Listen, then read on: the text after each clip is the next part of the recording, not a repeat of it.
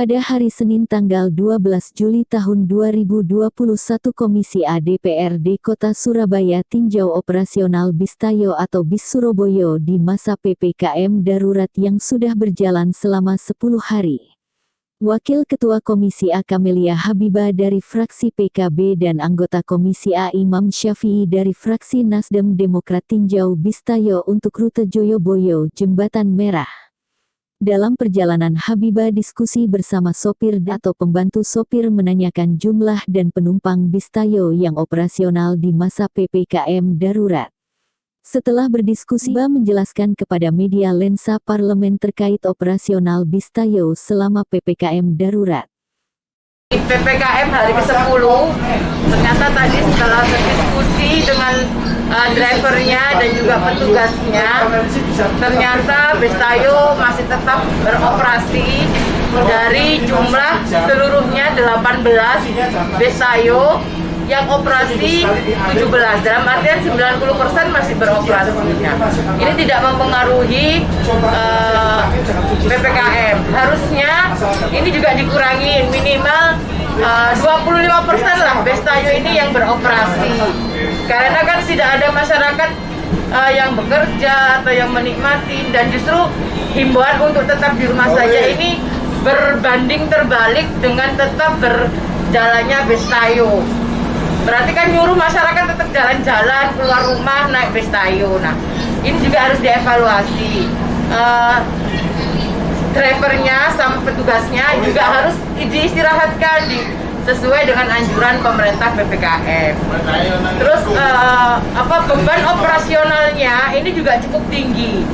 Beban maintenance-nya, terus bahan bakarnya.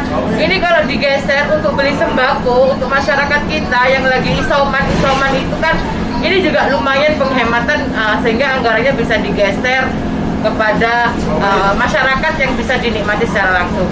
Toh nyatanya hanya ada 1-2 orang sekali tarik. Ini dari JMP sudah hampir setengah perjalanan masih ada 2 penumpang yang ada di dalam bis ini.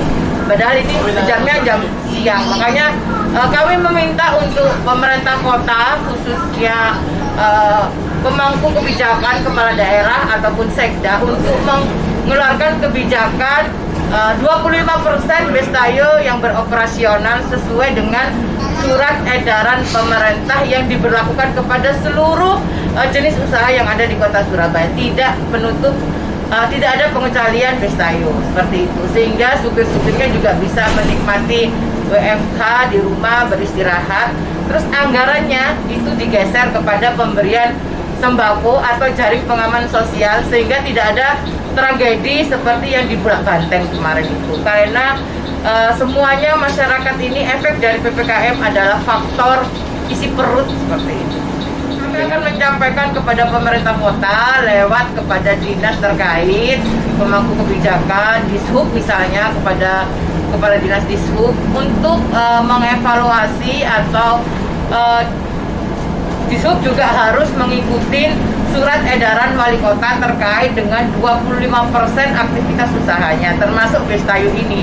Kalau jumlahnya 18 unit yang dioperasikan 17 unit, ini kan tidak mengikuti SE surat edaran wali kota. Harusnya 25% dari 18 unit yang dioperasionalkan, sehingga petugasnya juga terus juga mengefisiensi anggaran.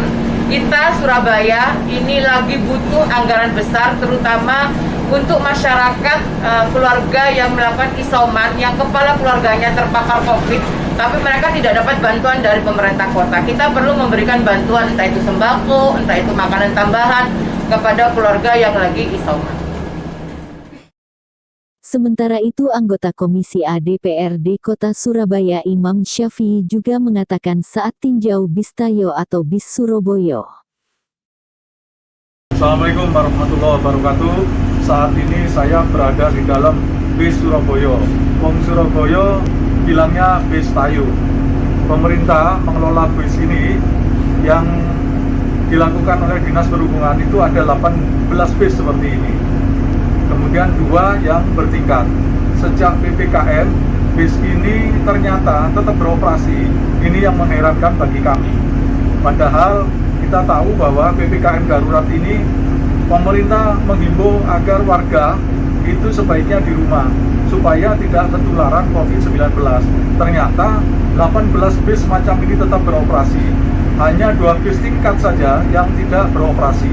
Karena itu menurut kami kebijakan ini harus kita evaluasi.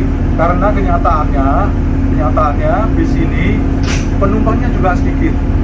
Ketika kami tadi mulai dari Jembatan Merah sampai ke Joyoboyo, itu hanya ada 2 penumpang.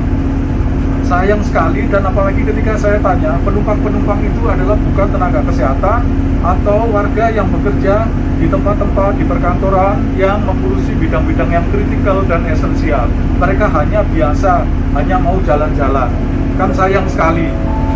Sebaiknya bis ini sementara tidak beroperasi, kemudian anggarannya untuk BBM-nya misalnya itu dialihkan untuk membeli yang dibutuhkan oleh masyarakat, misalnya sembako. Kan sekarang masyarakat susah karena tidak boleh bekerja juga dibatasi, PKL tidak boleh berdagang, kemudian toko-toko harus tutup. Nah itu sebaiknya bis ini stop operasionalnya, kemudian dana operasional dari bis ini itu bisa dipakai untuk membantu mereka. Bayangkan kalau ini dijadikan sembako kan lumayan juga jumlahnya. Itu saja. Dan untuk diketahui, naik bis ini itu tidak pakai bayar uang, cukup membayar botol bekas air mineral. Jadi air mineral botol-botolnya itu yang kemudian untuk bayar ini.